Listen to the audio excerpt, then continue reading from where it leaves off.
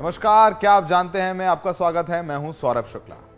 आज क्या आप जानते हैं में बात करेंगे जेल में बंद माफिया मुख्तार अंसारी और उनके भाई सांसद अफजाल अंसारी के बारे में।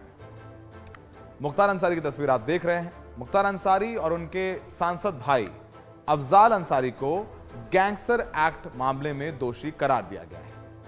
आप तस्वीरों में देखिए, एक तरफ मुख्तार नजर आएंगे और आप तो एक तरफ अफजाल नजर आएंगे। अफजाल की ये तस्वीरें आज की हैं जब वो कोर्ट पहुंचे थे। कोर्ट ने मुख्तार अंसारी को 10 साल की और अफजाल अंसारी को 4 साल की सजा सुनाई है। तो अब अफजाल जेल में थे, अब अफजाल को जेल जाना पड़ेगा। मुख्तार पहले से ही जेल में थे। 4 साल की सजा हुई तो अब बेल भी उनकी हाईकोर्ट से होगा। उनको अब ऊपरी अदालत जाना पड़ेगा राहत के लिए। और 4 साल की सजा हुई तो राहुल गांधी की तरह लोकसभा सदस्यता इनकी भी जाएगी, इस पे अब कोई शक नहीं होना चाहिए। यूपी के बहुचर्चित कृष्णानंद राय हत्याकांड और व्यापारी नंद किशोर रुंगटा अपहरण के बाद मुख्तार और अफजाल पर गैंगस्टर एक्ट में केस दर्ज किया गया था। यानी अब गाजीपुर से सांसद अफजाल अंसारी की लोकसभा सदस्यता जाएगी और पुलिस ने उन्हें गिरफ्तार भी कर लिया है। वो इस वक्त जेल में। आइए सुनते हैं कि उनके वकील क्या कह रहे हैं। मुख्तार पे 10 साल की सजा बताया गया है कि 10 साल की सजा न्यायालय द्वारा दी गई है। 5 लाख रुपया जुर्माना भी है। हाँ, ऐसी समाचार। अब वो कहानी जिसने पूरे पूर्वांचल को हिलाकर रख दिया था, जिस हत्याकांड की चर्चा आज भी चारों तरफ होती है। दिन था 29 नवंबर 2005। गाजीपुर जिले के मोहम्मदाबाद से बीजेपी विधायक, जिनकी तस्वीरें आप देख रहे हैं, इनका नाम कृष्णानंद राय। कृष्णानंद राय सहित 7 लोगों की गोलियों से भूनकर हत्या कर दी गई। कृष्णानंद राय पर 500 राउंड फायरिंग हुई थी। इस हमले में AK-47 का इस्तेमाल किया गया था। तस्वीरों में आप कृष्णानंद राय को देखिए, ये उस समय विधायक थे। अब जरा बात करते हैं इस पूरे केस के बारे में, जिस मामले में अफजाल अंसारी और मुख्तार अंसारी को सजा हुई। 21 फरवरी 2006 यूपी पुलिस की तरफ से पहली चार्जशीट दाखिल हुई थी। इसमें एजाजुल हक, अफजाल अंसारी, मुन्ना बजरंगी, अताउर रहमान और फिरदौस का नाम था। 15 मार्च 2006 यूपी पुलिस ने दूसरी चार्जशीट दाखिल की।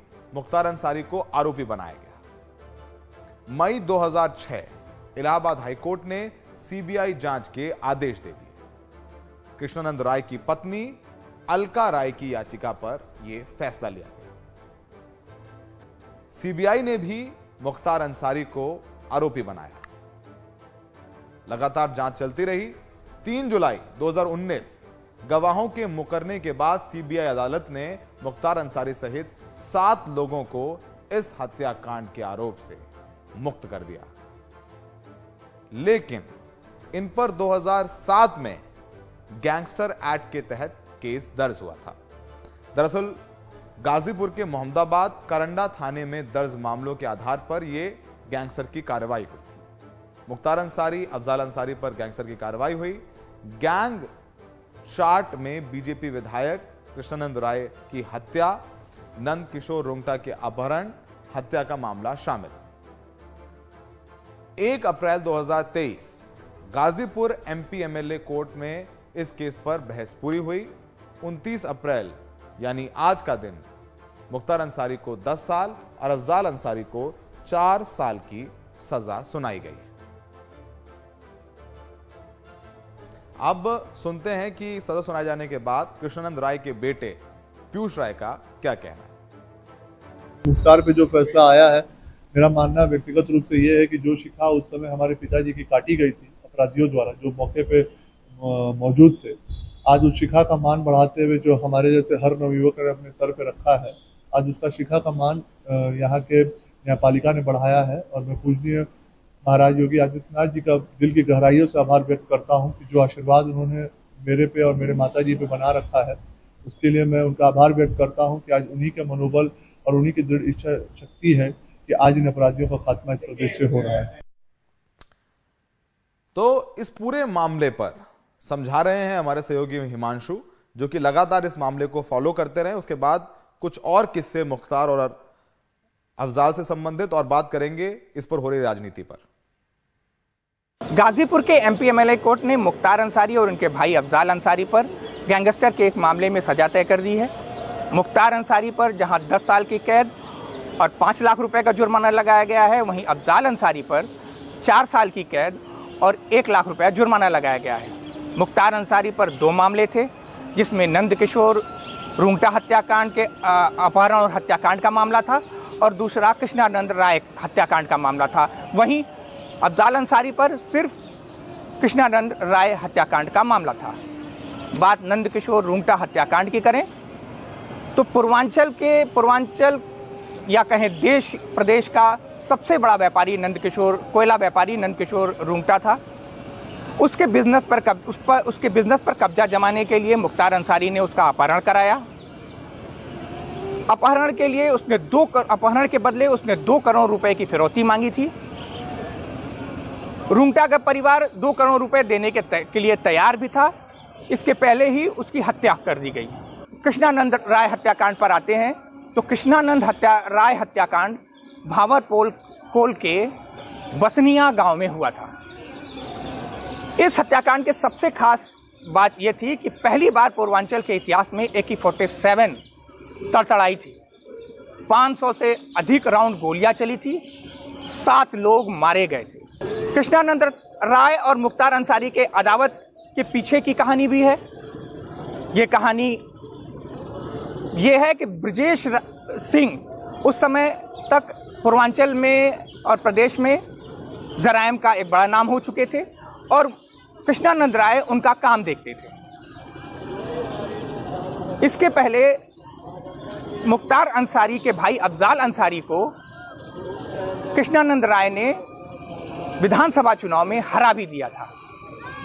ये दोनों वजह मिलकर कृष्णानंद राय को मुख्तार अंसारी का सबसे बड़ा दुश्मन बना देती है और इसी के चलते ये हत्याकांड हुआ। गाजीपुर से सुनील सिंह के साथ हिमांशु शर्मा, NDTV इंडिया। तो आपने कृष्णानंद राय हत्याकांड के बारे में सुना, हमने उस बारे में समझाया भी। AK-47 का इस्तेमाल हुआ। आखिर ये मुख्तार अंसारी कौन है जिसे आज सजा सुनाई गई है?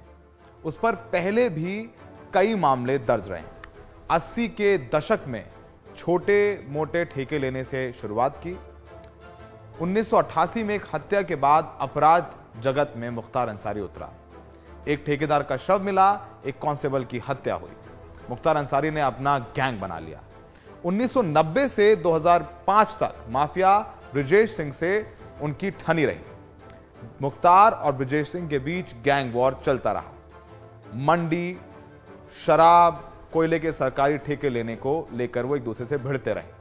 1991 में मुख्तार अंसारी गिरफ्तार किया गया।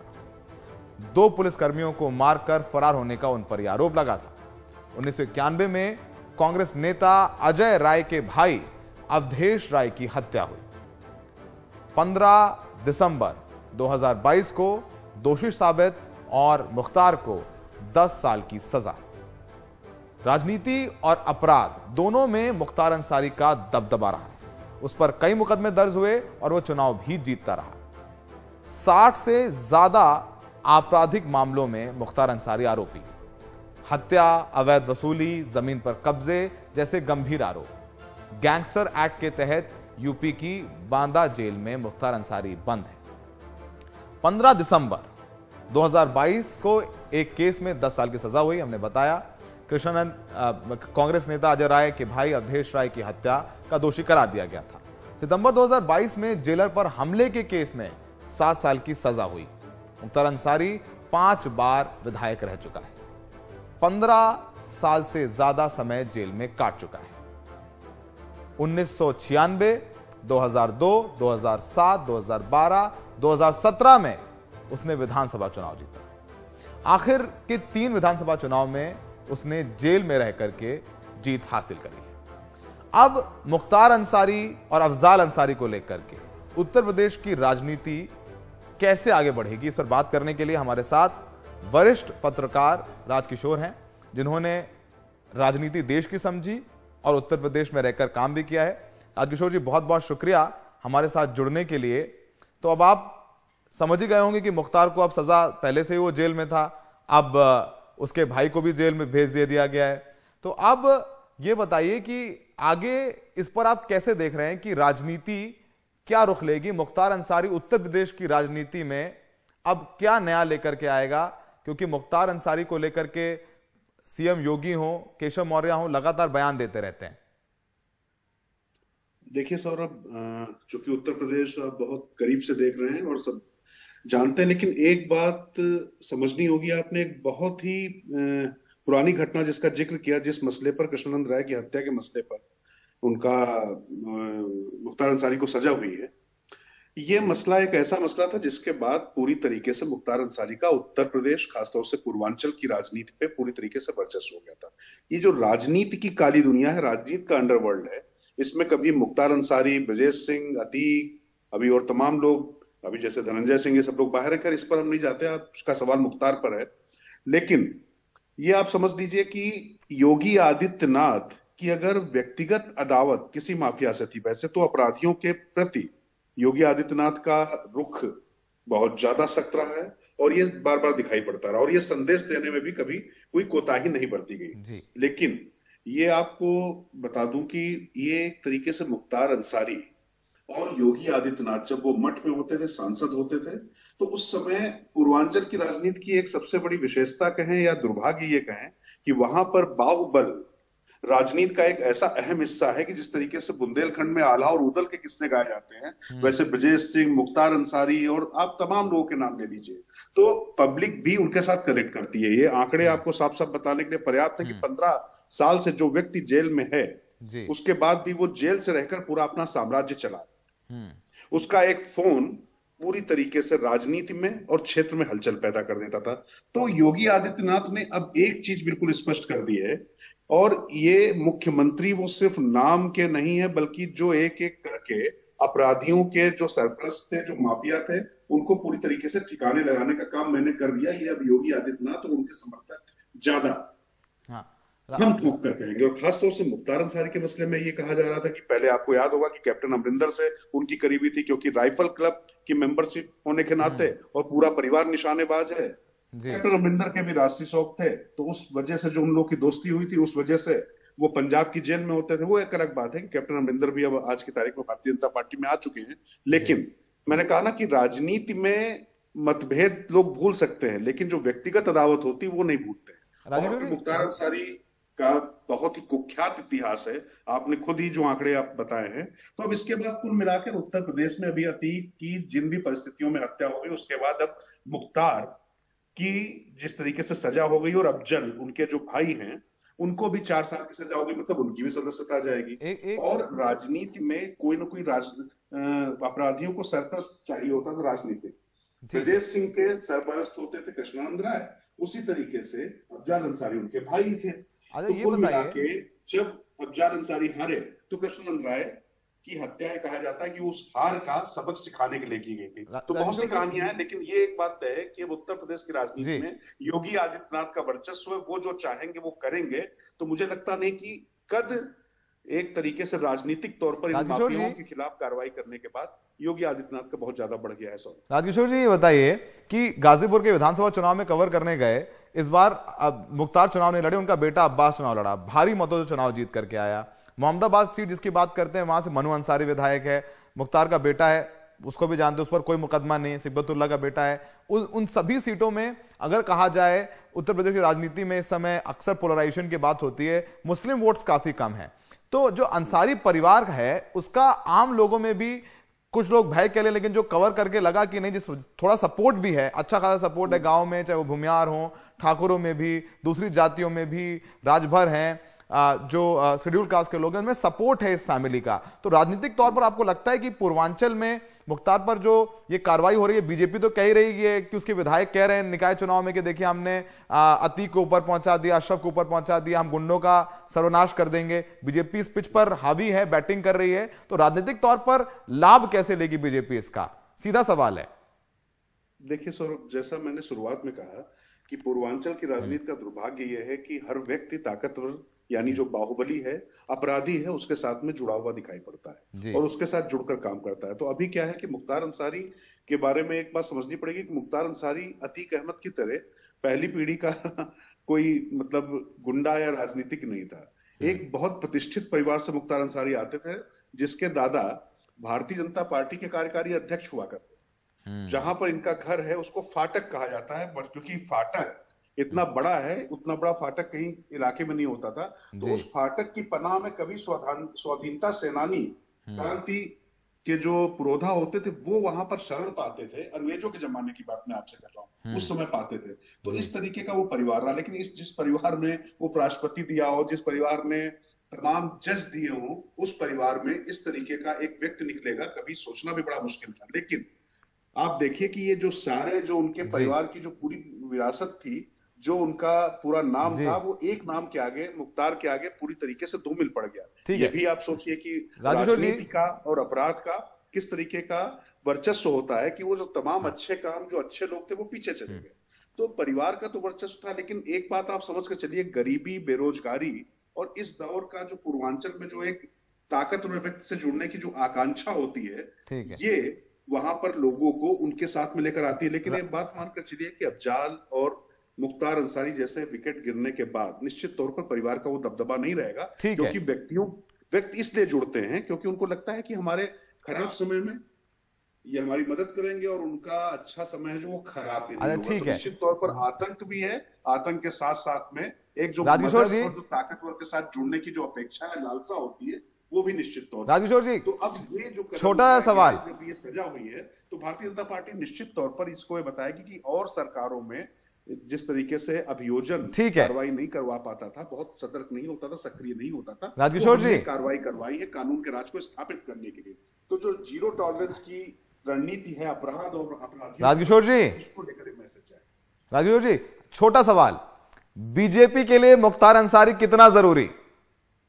निश्चित तौर पर बहुत जरूरी है, क्योंकि अगर अतीक, भले ही अतीक की हत्या किन्हीं परिस्थितियों में हो गई हो, लेकिन भारतीय जनता पार्टी के लोग और उसमें स्टे लेने से उनको कोई गुरेज नहीं है, चाहे वो जिस तरीके से भी हत्या हुई, क्योंकि वो बड़ा अपराधी था। मुख्तार के मामले में बार बार यही पूछा जाता था आखिर मुख्तार का क्या कर पाए, जेल में तो वो पहले भी था, अब भी था, लेकिन अब मुख्तार को सजा हुई है और भी धीरे धीरे उसके भाई को सजा हुई। तो राजनीतिक वर्चस्व उनका अगर खत्म हो रहा है, राजनीति से उनका नाम मिट रहा है, तो उनको पनाह कौन देगा? क्योंकि अपराधियों की पनाह गाह तो दुर्भाग्य से ये राजनीति ही होती रही है। तो जब राजनीतिक छतरी हट जाएगी तो उसके बाद निश्चित तौर पर भारतीय जनता पार्टी और आक्रामक होगी। और पूर्वांचल से योगी आदित्यनाथ भी आते हैं, वो उत्तर प्रदेश के मुख्यमंत्री जरूर हैं, लेकिन पूर्वांचल से आते हैं, तो पूर्वांचल में अब सिर्फ एक ही शेर है, ये मैसेज चला जाए। ठीक है राजकिशोर जी, बहुत बहुत शुक्रिया हमसे इस बारे में बात करने के लिए। तो राजकिशोर जी ने बताया कि मुख्तार क्यों जरूरी है बीजेपी के लिए,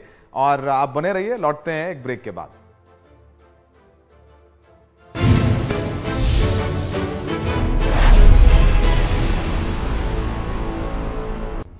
ब्रेक के बाद आपका स्वागत है। मुख्तार अंसारी, अफजाल अंसारी बात कर रहे थे, मुख्तार जेल में है और अब अफजाल अंसारी भी आज 4 साल की सजा मिलने के बाद जेल में पहुंच गए हैं। मुख्तार का बेटा अब्बास अंसारी जो इस बार विधायक बना, वो भी जेल में है। तो परिवार के 3 राजनेता वो जेल में हैं।